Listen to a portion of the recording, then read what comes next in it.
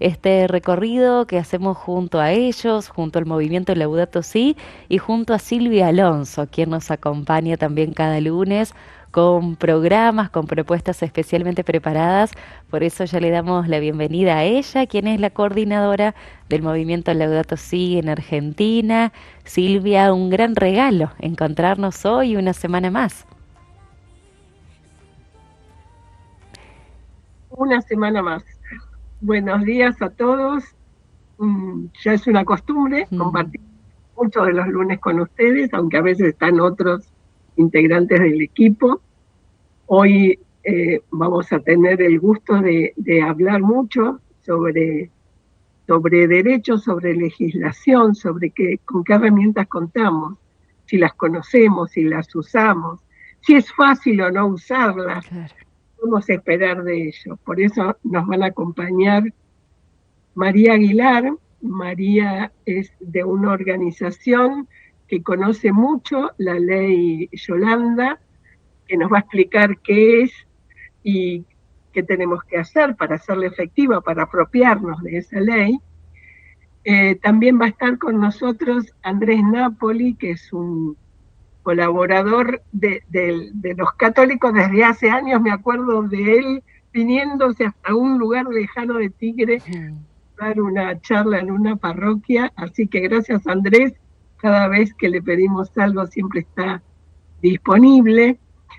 Tenemos una baja por disfonía, pero que va a estar el lunes que viene para hablarnos de ecocidio. Y también tenemos sobre el final a Elda Cedro, una animadora Laudato Si, que además integra espacios vecinales de la diócesis de San Isidro, con quien hicimos una actividad, coorganizamos una actividad, no el viernes pasado, sino el anterior, pero dejamos después, no doy más detalles, quiero que sean ellos los protagonistas del programa de hoy. Bienvenidos y muchas gracias por acompañarnos. Gracias a vos, Silvia. Como siempre, mucho para compartir, mucho para aprender. Entonces, como ya lo anticipábamos, vamos a ir recorriendo cada uno de estos temas que tendremos presentes en esta jornada, pero principalmente estos instrumentos legales, desde la legislación, con qué contamos también para cuidar el medio ambiente. Vamos entonces con una de las primeras invitadas que nos acompaña hoy para conocer de qué se trata la ley Yolanda. La saludamos, la presentamos también a María Aguilar, quien es directora de las áreas de educación para la sostenibilidad y de crisis climática en Eco House Global, representante también de la juventud en el Consejo Asesor Externo del Gabinete Nacional de Cambio Climático, a quien saludamos y le damos la bienvenida. María Aguilar, muchas gracias por acompañarnos hoy. Hola a todos, todas, ¿cómo están? Un placer y un gusto, gracias a ustedes por la invitación. Muy, muy contenta de estar acá con ustedes. Nosotros, como siempre, María, con muchas ansias de seguir aprendiendo y con estas palabras que también nos traen ciertos interrogantes. Decimos ley Yolanda y me parece que para muchos quizás es la primera vez que escuchamos, que lo sentimos nombrar y más aún genera más dudas, más inquietudes cuando hablamos de esto vinculado al cuidado del medio ambiente. Por eso queremos saber que nos cuentes de qué se trata esta ley Yolanda y si es una reglamentación medianamente actual en nuestro país. Bueno, sí, buenísimo hablar de esta ley porque tal cual decís, no es tan conocida por ahora, salvo que uno esté como metido en el mundito, ¿no? Pero además suena raro, ley Yolanda, como de qué se trata esto y uno automáticamente no lo vincula con ambiente. La ley Yolanda es una ley clave que se sancionó hace muy poquito, por ahí por eso todavía no es tan conocida, y lo que hace es marcar la obligatoriedad de educación ambiental para todas las personas que ejercen un cargo público, de todos los niveles y de todos los poderes, legislativo, jurídico y ejecutivo también.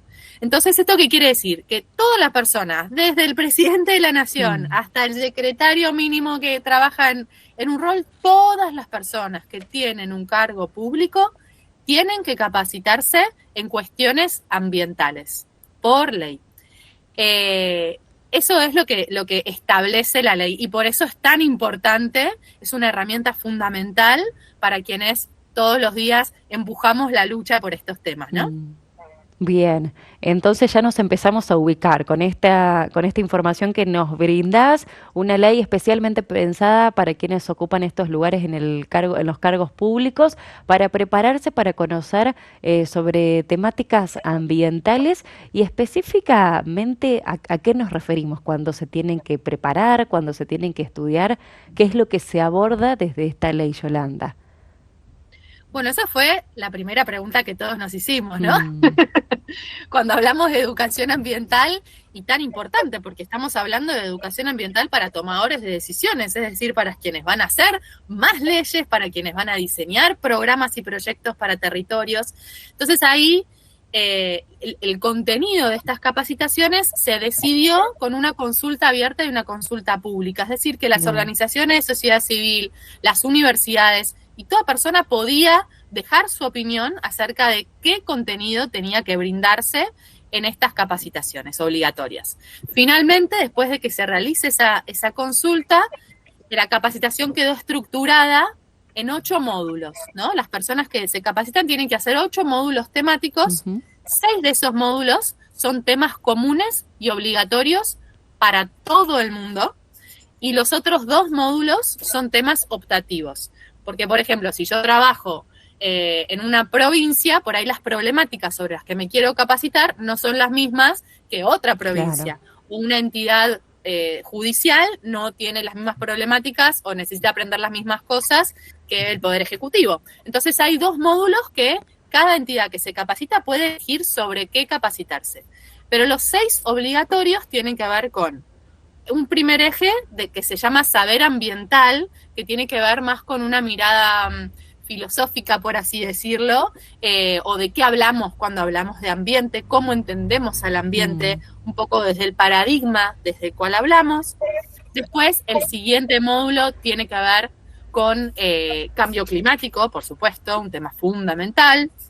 Hay otro módulo de biodiversidad, otro de energía, otro de desarrollo sostenible, y me estoy olvidando el de economía circular. Ajá. Ahí. Bien. Esos son los 6 obligatorios. Y después las distintas entidades eligen el optativo, que no es optativo hacerlo, es optativo el tema. Claro. Eso también es importante aclararlo. Entonces, en total, toda la persona que haga esta capacitación para cumplir con la ley tiene que hacer sus 8 módulos, que tienen una duración, o deberían tener una duración total de 16 horas de capacitación, que es bastante. Bien. Qué bueno, María, esto que nos contás, brindándonos detalles tan específicos sobre los contenidos, porque quizás en algún momento pensábamos que al hablar de temáticas ambientales les competen solamente a quienes están quizás en un Ministerio de Ambiente, en una Secretaría de Ambiente, pero esto se trata de justamente hacerlo general porque nos involucra a todos, porque todos estamos viviendo, compartiendo este ambiente, compartiendo esta casa. Y qué bueno estos temas que nos mencionabas, temas transversales que tienen que estudiar todos, básicos, porque también me parece una oportunidad para ponernos de acuerdo en determinadas temáticas. Cuando hablamos, por ejemplo, de calentamiento global, es importante, me parece, tener este consenso como sociedad de qué estamos hablando, cómo repercute esta temática en el presente. Sin duda, un paso importante, esa formación, para que después, desde cada sector público, se puedan pensar políticas públicas específicas en lo que respecta a cada uno. Pero ese primer consenso en la formación, en el contenido, me parece indispensable. Sí, y diste en una tecla clave, que es la mirada transversal, ¿no? Entender que el ambiente no se circunscribe a quienes estudian ciencias ambientales y quienes trabajan en el Ministerio de Ambiente. El ambiente es nuestra casa común, es donde vivimos todos. Es bien diferente de una región a otra, de una provincia a otra, de una ciudad a otra, pero no deja de ser el ambiente. Con lo cual, necesariamente, tiene que abordarse desde una mirada transversal, intersectorial. Porque, ¿qué pasa? Por ejemplo, vamos a dar ejemplos concretos. Cuando yo hablo de ambiente, y de los impactos, por ejemplo, de la crisis climática, ya sabemos, ¿no? Sequías, y las sequías que afectan, por ejemplo, las cosechas. Entonces, el Ministerio de Agricultura y Producción, por supuesto que tiene que estar implicado en prevenir, Claro. en gestionar esos desastres cuando ocurren. ¿Qué más? Hablamos de sequías, hablamos de inundaciones también, tormentas bien fuertes, más intensas, más frecuentes, granizos. Bueno, cuando hay inundaciones, el Ministerio de Infraestructura y de Obra Pública también tiene que involucrarse y prevenir, ¿no? Hacer las obras para, sabiendo que ya estamos viviendo en una situación de crisis socioecológica, que las inundaciones ya son parte y van a ser cada vez más parte de nuestra vida si no hacemos algo urgente. Entonces, ese ministerio también tiene que involucrarse. El Ministerio de Trabajo tiene que empezar a fomentar los empleos verdes, que son los que se vienen. Así podemos seguir con cada uno de los ministerios. Entonces, es muy, muy importante justamente que gracias a la ley Yolanda, cada ministerio, cada espacio político, cada poder, también el judicial, las leyes, el código penal, bueno, todo tiene que empaparse y incorporar lo ambiental desde una mirada transversal, entendiendo que afecta y toca todo. Claro. Entonces, por eso es tan valiosa la ley Yolanda, porque no se circunscribe solamente a las personas que trabajan en Ministerio de Ambiente, sino que todos aquellos que tienen un rol y una función pública tienen que capacitarse y gracias a esa capacitación entender desde su lugar y desde su rol cómo pueden, cómo son parte del problema, pero principalmente cómo pueden ser parte de la solución, qué política pública pueden hacer, qué programa, qué acción en territorio. Entonces, eso es fundamental. Realmente un instrumento muy valioso, María, qué bueno conocerlo también para estar al tanto, pienso, si se aplica. Nos decías una ley muy actual, sancionada en el año 2020, y cómo funciona esto en lo concreto, hoy, en el presente. ¿Se está llevando a cabo? ¿Hay agentes públicos que se están formando en todo el territorio nacional, en algunas provincias? ¿Cómo es el funcionamiento concreto? Bueno, por suerte sí. Obviamente que recién empieza, porque como vos bien decías, pasaron muy poquitos años. Entonces falta y falta mucho, por supuesto, y siempre se puede mejorar y siempre se puede evolucionar. Pero fue una ley que tuvo una rápida implementación, la verdad, en comparación a otras leyes por ahí vinculadas a lo ambiental, que van un poquito más despacio. Hay distintas entidades que ofrecen la capacitación. Por supuesto, el Ministerio de Ambiente ofrece una capacitación que es abierta y de hecho no solamente la brindan para personas de función pública, sino que la han abierto también para organizaciones de sociedad civil y para el sector privado. Es decir, que cualquiera que quiera hacerlo la puede hacer y puede ingresar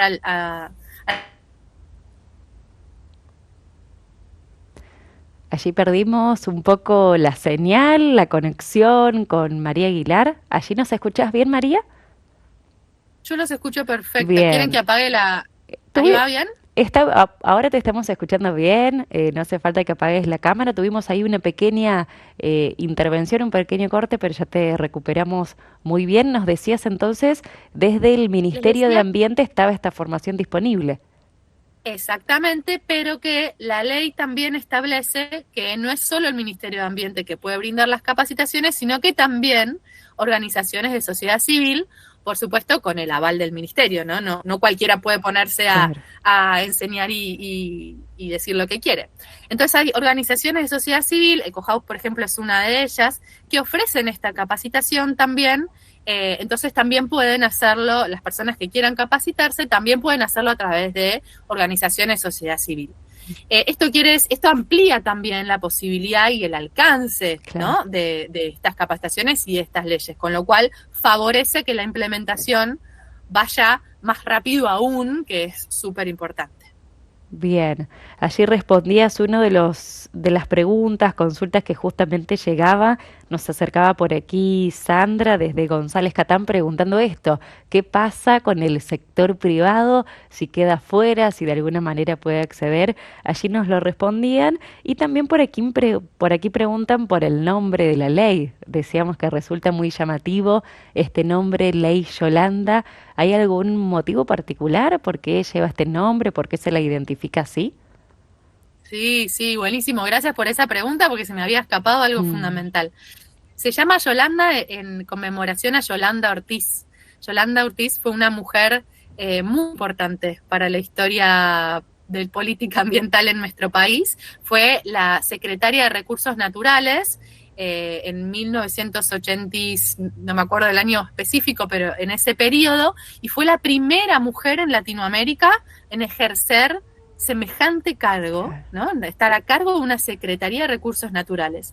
Y fue pionera en, en, en marcar y en promover la idea del ambiente desde un paradigma de complejidad, ¿no? Entendiendo justo lo que hablábamos recién, de que no es el ambiente solo se queda en lo ambiental estrictamente en el ministerio, sino promovía la integración con otros sectores, con otros ministerios, la transversalidad del ambiente. Claro. Entonces, en honor a Yolanda Ortiz y a todo su trabajo y su labor, esta pionera, es que se eligió su nombre como emblema de esta ley tan importante. Qué bueno, traerla presente también, tenerla en cuenta. Bueno, por aquí a propósito se comunica una oyente, Alejandra desde Tucumán, dice, trabajo en el Poder Judicial de mi provincia y este año me capacité en la ley Yolanda, fue muy productivo y allí también nos cuenta ella este mismo dato, nos decía Yolanda Ortiz, fue tucumana y la primera mujer de Latinoamérica en ejercer su cargo, lo que nos contaban. Y a propósito de este mensaje de Alejandra de Tucumán, que nos compartía que hizo la capacitación, ¿hay algún registro o alguna forma de controlar quienes sí lo hayan hecho? Pienso en la ciudadanía, quizás que quiera estar al tanto en su provincia o de los candidatos, si se han formado. ¿Hay algún registro al respecto de esto? La realidad es que por ley debería. Entiendo que todos los meses el ministerio recopila esta información y por lo que tengo entendido, hasta este mes había más de 60.000 personas que ya habían hecho las capacitaciones a lo largo y ancho del país. Yo no tengo conocimiento hasta el momento de el registro personal Claro. de quiénes sí lo han hecho y quiénes no. Es una información que debería estar accesible, tal vez como empezó a aplicarse este año, estén esperando a que termine el año y lo harán anualmente, probablemente suele ser así, así que vamos a darles ese tiempito y el año que viene chequear a ver si esa información la tenemos disponible porque es clave, fundamental. Sin dudas, y con estas temáticas que decías transversales de formación, indispensables para este tiempo, y quizás, por ejemplo, pensando en funcionarios que no se hayan capacitado, ¿pasa algo con eso? De acuerdo a este registro, si alguien no se capacitó, ¿se tiene en cuenta de algún modo en particular? No hay una sanción establecida eh, y se espera que todos lo hagan. Mm, No hay tampoco un plazo determinado de tiempo, no es que tiene que hacerse este año sí o sí, puede hacerse en los próximos años también. Entonces, la idea es que todo el mundo lo haga. Este registro del que hablábamos recién puede servir un poco para que desde sociedad civil también hagamos esa presión, ¿no? claro. Para que quienes todavía no lo hayan hecho lo hagan cuanto antes, sobre todo quienes estén en lugares de mayor poder a la hora de tomar decisiones, ¿no? Que incorporen esta mirada dentro de sus planificaciones. Sin dudas, por eso es muy importante, valioso conocerlo. María, recordamos entonces cómo podemos encontrar más información sobre esta ley Yolanda, estos recursos que nos decías del Ministerio de Ambiente, pensando quizás en otras organizaciones, asociaciones civiles que podrían pensarse en este papel de replicar la formación, ¿dónde encontramos, dónde está toda esta información disponible? Bueno, desde ya la ley, el texto de la ley está en internet, cualquiera lo puede encontrar. En la página del ministerio pueden ver también la reglamentación y también los lineamientos generales en cuanto al contenido de cada uno de estos módulos que hablábamos al principio, y desde ya habilitar el canal directo si quieren contactarse con EcoHouse. Nosotros felices de que cada vez seamos más las organizaciones y las personas interesadas en promover la educación en cuestiones ambientales, que es muy importante, así que nos pueden buscar también por nuestra página web, por redes sociales, EcoHouse. Buenísimo, allí los encontramos entonces para mantener la comunicación, la información. María Aguilar, te agradecemos muchísimo por tu tiempo, por toda tu claridad, por traernos esto que para muchos es una novedad también en este tiempo, la ley Yolanda. Muchas gracias hoy por estar presente.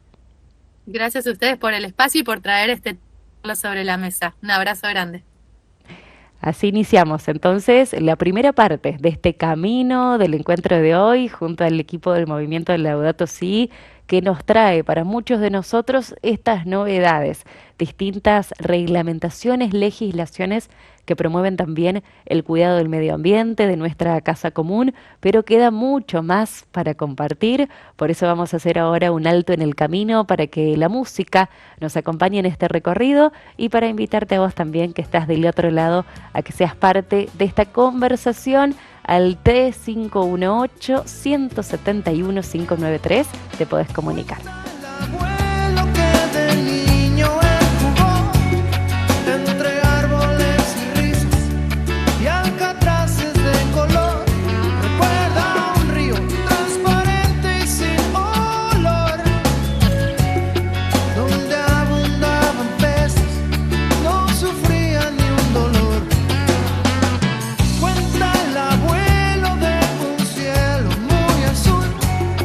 En donde voló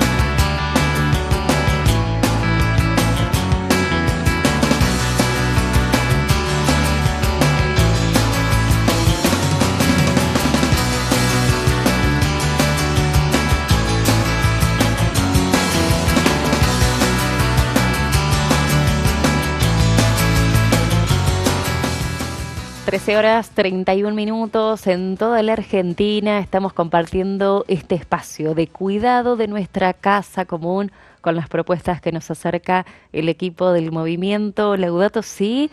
Hace un momento, unos minutos nada más, conocíamos de qué se trata esta ley Yolanda, sancionada en nuestro país en el año 2020 para promover la formación obligatoria en temas ambientales para las personas que se desempeñan en cargos públicos en distintos niveles del Estado. Pero ahora queremos conocer de qué se trata también otra reglamentación, de qué se trata el Acuerdo de Escazú. Para esto entonces nos encontramos ya en comunicación con el doctor Andrés Napoli, quien es director ejecutivo de la Fundación Ambiente y Recursos Naturales, vicepresidente también del Comité de Cumplimiento del Acuerdo de Escazú, para que nos acompañe también a aprender de qué se trata esto. Andrés, buenas tardes, muchas gracias por estar presente. Muchísimas gracias por la invitación. El Acuerdo de Escazú, el tema que nos reúne en esta oportunidad, Andrés, ¿de qué se trata? Estamos hablando también, en este caso, de una reglamentación en pos del cuidado del medio ambiente. Es así, es un acuerdo internacional, es el primer acuerdo ambiental que firma la región de América Latina y que incluye también al Caribe. Es un acuerdo muy particular porque está basado en el derecho de las personas, derecho que tienen las personas a pedir información, a participar en momentos en que se toman decisiones que pueden afectar al ambiente, al entorno, al lugar donde vive la persona, su calidad de vida, y también la posibilidad de peticionar a la justicia. Pero también tiene una particularidad en la región en la que estamos, que es la región más riesgosa, más peligrosa del mundo para las personas que defienden el ambiente. Es el primer acuerdo a nivel mundial que establece una cláusula para proteger a los defensores del ambiente, que generalmente recae en cabeza de personas que realmente están en situaciones de riesgo porque o son miembros de comunidades indígenas o son periodistas que investigan temas bastante concretos y particulares que tienen que ver con la cuestión ambiental, muchos de esos alejados de los centros urbanos, donde poco llega la justicia, muchas veces se dice alejado del Estado de Derecho. O sea, el acuerdo por primera vez a nivel mundial establece una cláusula para protegerlo. Pero bueno, es un acuerdo internacional, por cierto. Argentina es parte de ese acuerdo y es un desafío en términos de llevarlo adelante, su implementación. ¿Cuáles son entonces, Andrés, los otros países que forman parte de este acuerdo y desde qué año se encuentra en funcionamiento? Bueno, es un acuerdo reciente, es un acuerdo que se adoptó, quiere decir que se terminó la fase de negociación en el año 2018, y rápidamente, ya 15 países ya han realizado su proceso de ratificación. Ustedes saben que los acuerdos internacionales, una vez que se toma la decisión de cerrar la negociación, hay un periodo que los congresos de cada uno de los países lo tienen que ratificar, y en este sentido Argentina, junto con Chile, junto con Bolivia, Ecuador, México, Uruguay, son parte de esos 15 países que han ratificado el acuerdo. Por supuesto, todavía faltan países importantes en la región como Brasil, como Colombia, como Costa Rica, como República Dominicana, pero ya tenemos 15 países en un corto lapso de tiempo, lo que significa la ratificación de un acuerdo que muchas veces dura muchos años. Claro, un acuerdo, pienso también, Andrés, que de alguna manera responde a estas problemáticas, temáticas del presente que quizás años atrás no estaban presentes, no estaban ubicadas en estos lugares prioritarios de agenda, pero hoy ya hay acuerdos que las atienden, que las estudian también, que abren estos canales de diálogo, de comunicación, y nos decías que hay países que todavía no han ratificado este acuerdo. ¿Se saben los motivos al respecto? Bueno, países como Brasil, por ejemplo, como Costa Rica, como Colombia, han sido parte de la negociación, pero después las condiciones políticas en los países cambian. De hecho, Colombia ya lo ha aprobado el Congreso y sin embargo tiene un escalón más para su ratificación, que será aprobado por el Tribunal Superior de Justicia.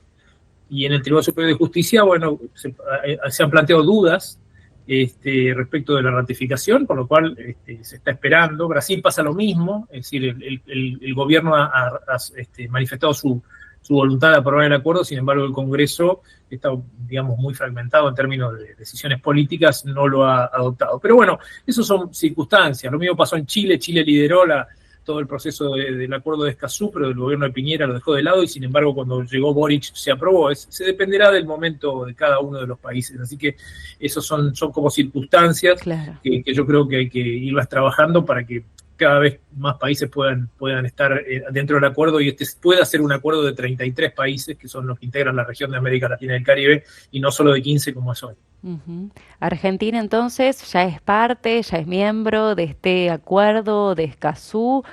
¿Cómo se está implementando? ¿Qué es necesario también para que se lleve a cabo, para que se cumpla eso que se acordó? ¿Cómo funciona en lo concreto, en el presente? Bien, es muy pertinente la pregunta porque sí, efectivamente Argentina es uno de los primeros países que lo ratificó. Eh, de hecho, con Argentina entró en vigencia el acuerdo porque a partir del país número 11 el acuerdo entró en vigencia. Y en realidad el acuerdo tiene como varias fases. Una de ellas tiene que ver con cómo mejoramos hacia dentro de los países y cómo hacemos que cada vez más personas tengan más derechos o puedan ejercer sus derechos de conocer cuál es la información que el Estado tiene sobre los temas ambientales. Ustedes saben que los temas ambientales son siempre muy opinados. Hay una gran parte de la biblioteca que dice una cosa, otra que dice otra, pero en esas palabras, la palabra del Estado vale mucho porque es una palabra claramente oficial. Entonces, la posibilidad de pedirle información al Estado, conocer qué se sabe respecto de los temas que tienen que ver con nuestra vecindad, con nuestro ambiente que nos rodea, es muy importante.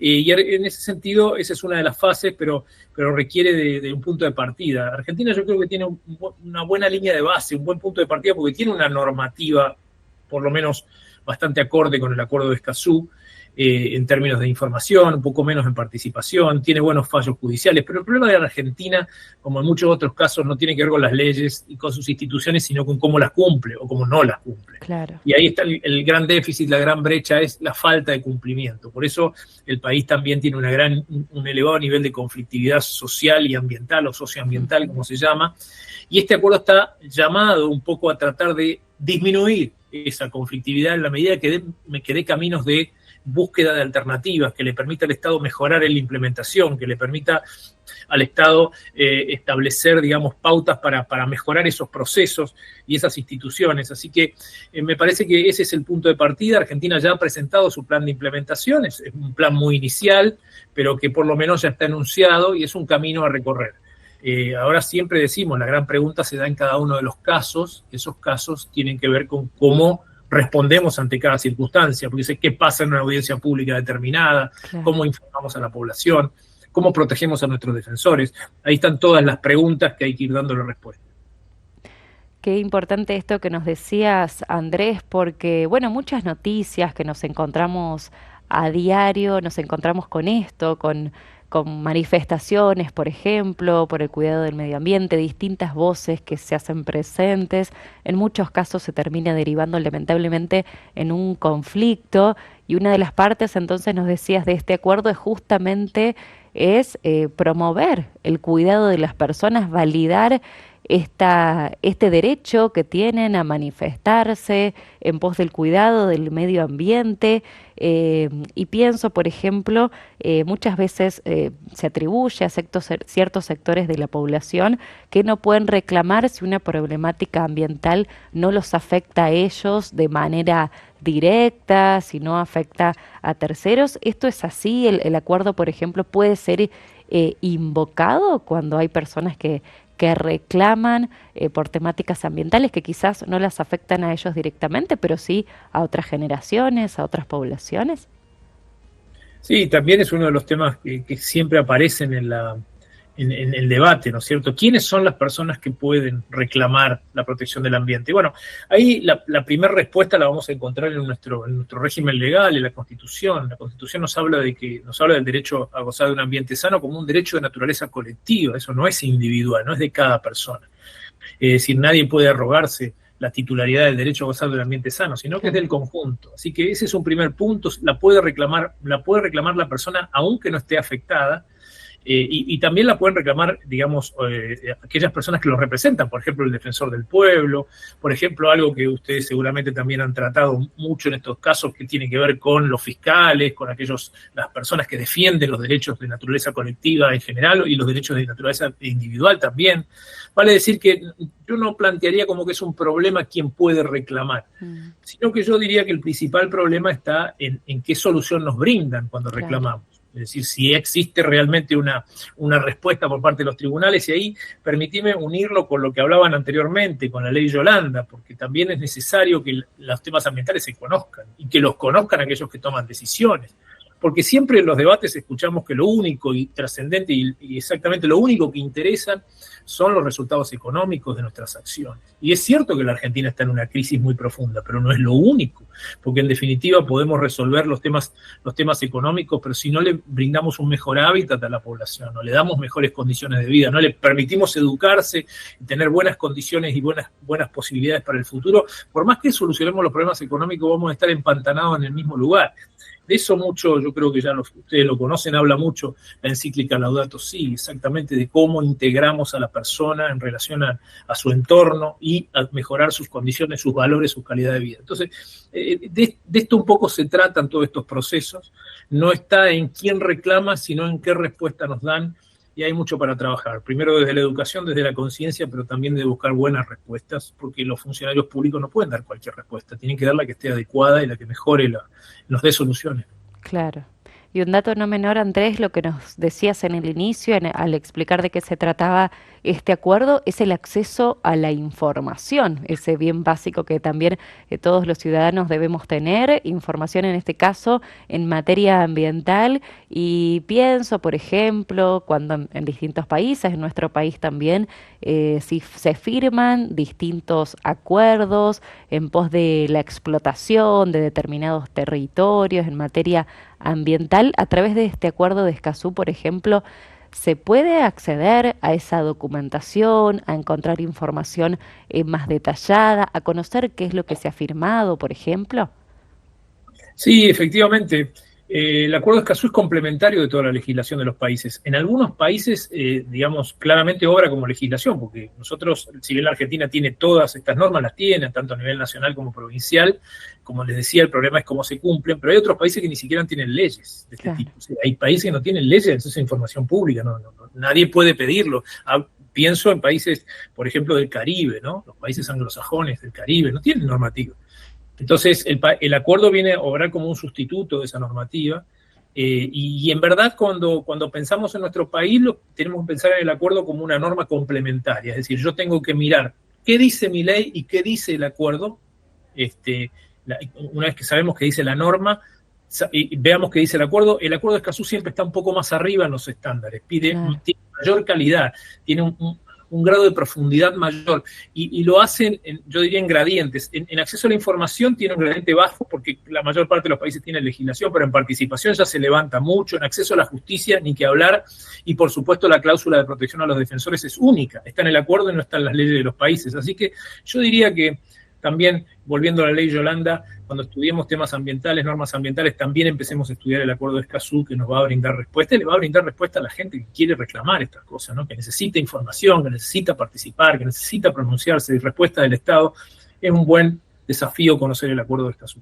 Bien, y respecto a esto entonces, Andrés, a estudiar, a conocer, ¿hay posibilidad de encontrar más información sobre el acuerdo, de leer, de estar en contacto?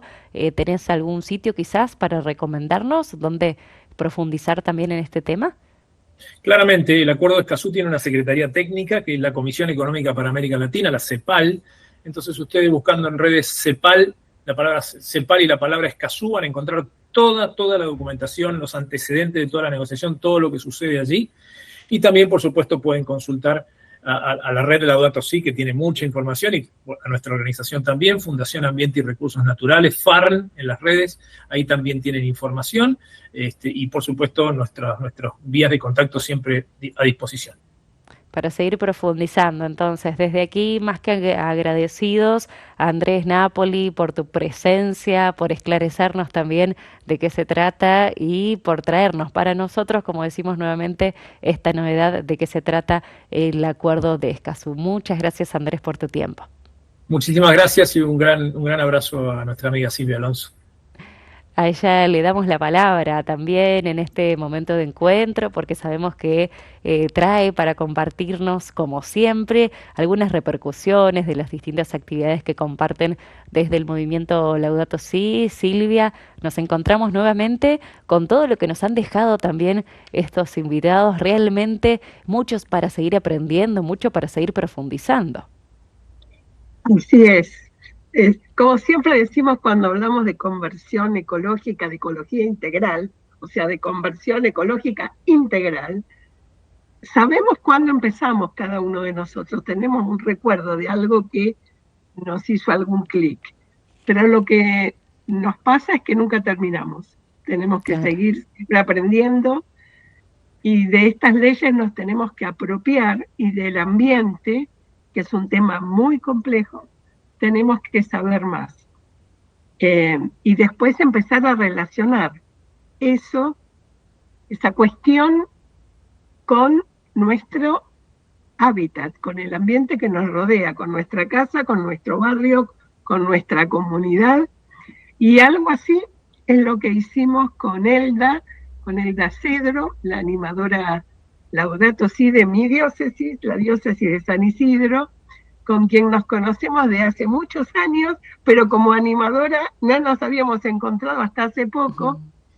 Le voy a pedir a ella directamente que cuente una actividad que coorganizamos y después, si hace falta, hago algún comentario. Gracias, Elda, por estar en el programa con nosotros.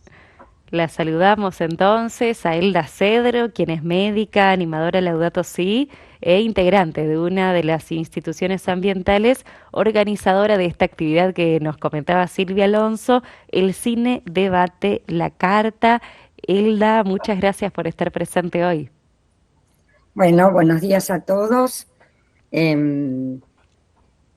Muy bueno poder estar presente y compartir con ustedes. Realmente en este tiempo que soy animadora Laudato Si, realmente se van como abriendo puertas, ¿no? Y distintas formas de aproximación. En el caso mío, la lucha por todo el tema del medio ambiente viene de tiempo atrás, porque pertenezco también a una asamblea barrial de vecinos. Entonces, esta actividad que desarrollamos el viernes pasado, lo hicimos junto a otras organizaciones ambientales, tanto del distrito de San Isidro como del distrito de Vicente López, y junto al movimiento Laudato Si logramos reunir de alguna manera diferentes voluntades que veníamos en este interés por el medio ambiente de tiempo atrás. Por eso con Silvia nos conocíamos también de luchas sociales. Claro. En su momento fue el viejo hospital de San Isidro dentro de nuestro distrito, ¿no?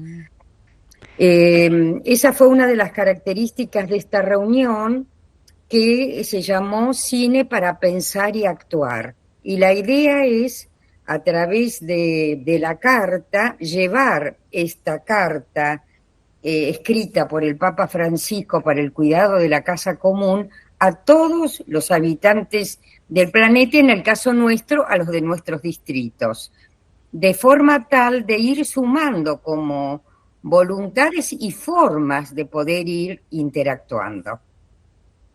Bien, hablamos entonces de la carta, este mensaje, podemos decir, del Santo Padre, que también se realizó de manera audiovisual, a través de una presentación documental, a través de una película. Si te parece, Elda, nos podés comentar de manera resumida entonces de qué se trata la carta, qué es lo que se muestra, qué es lo que se comenta ahí, que justamente después es lo que han debatido ustedes en este encuentro.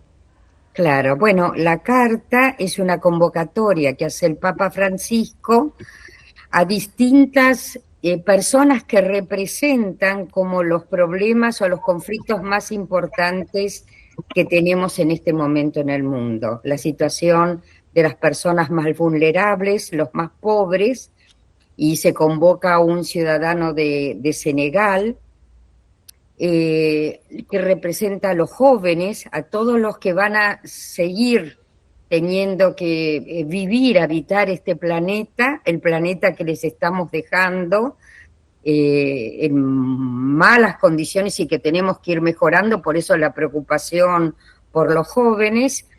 Dos científicos que de alguna manera dan cuenta del estado de los océanos, de los corales, de la extinción que se va dando de toda la biodiversidad que hay dentro de los océanos. Y por último, también están las comunidades originarias, a través de un representante del Amazonas, que es el que nos comenta el tema de la tala de los bosques y la incidencia que todo eso tiene. A través de estas personas se pone en evidencia la cantidad de dificultades que hacen esta crisis climática que estamos viviendo.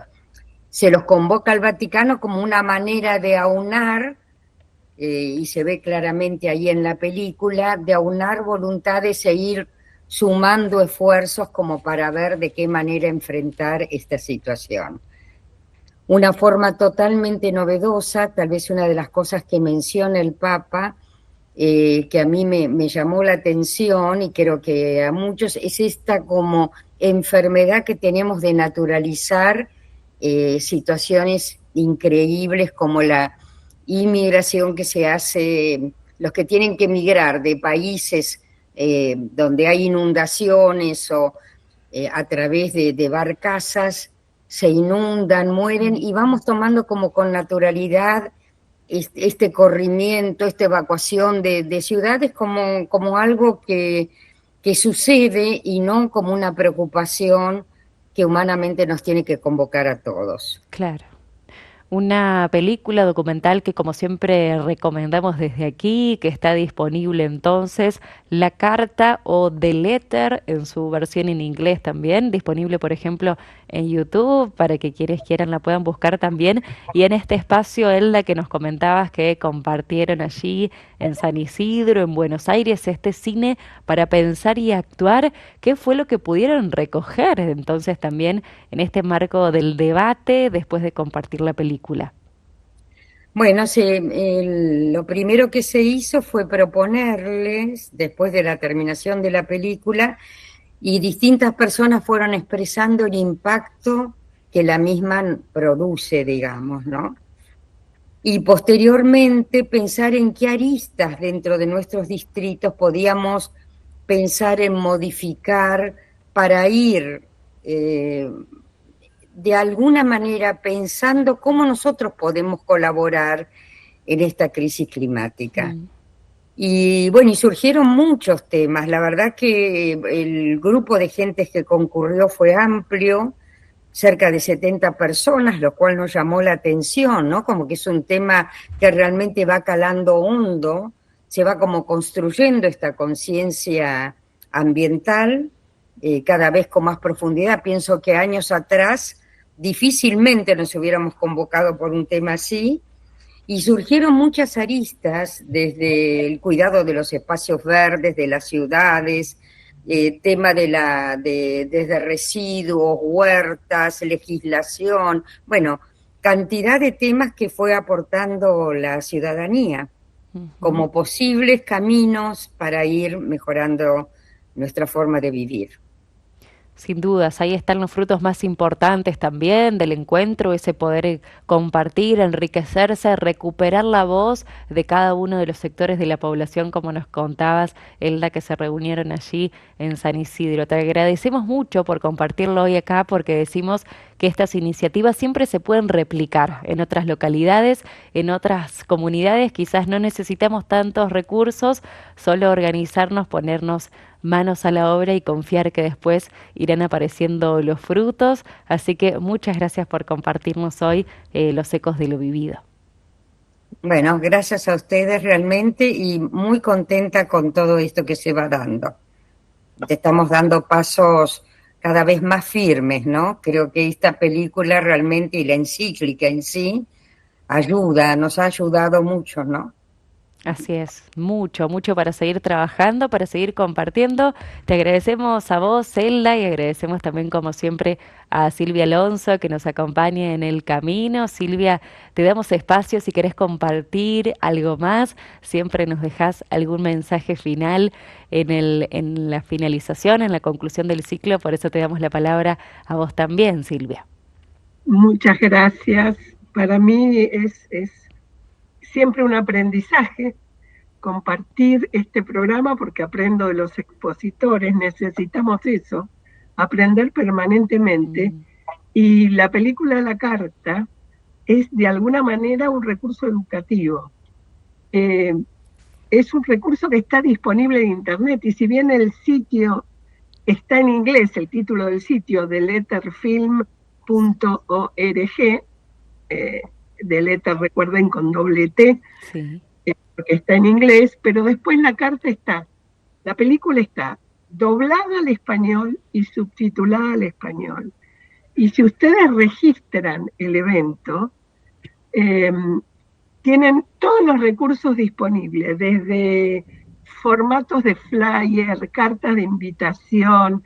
Una vez que ustedes deciden hacer la actividad y registran, bueno, tal día, tal hora, quiero hacer esta actividad, apenas completan ese dato, les llega un correo electrónico, también en español, con todos los recursos disponibles, las herramientas, facilitan muchísimo el proceso.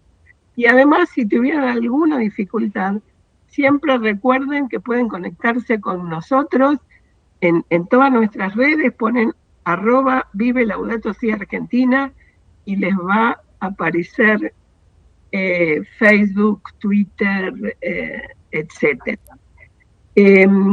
Lo único que quiero para cerrar, el mensaje que me viene es: el cambio climático está cada vez peor.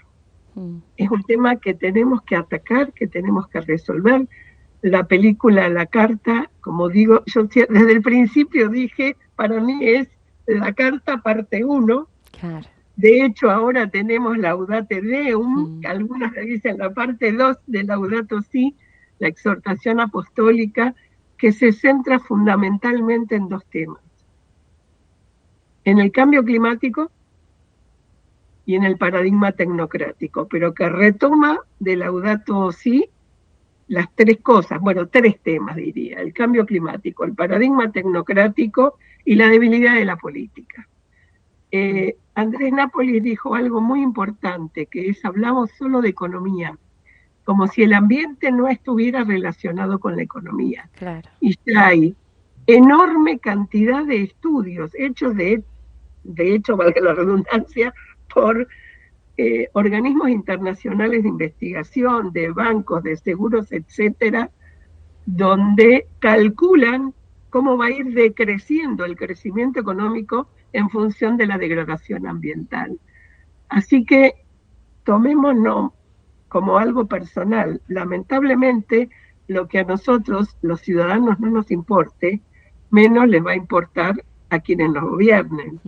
Entonces, depende de nosotros apropiarnos del conocimiento de estas cosas, de las leyes que tenemos y de exigir que se cumplan, que es lo que nos falta.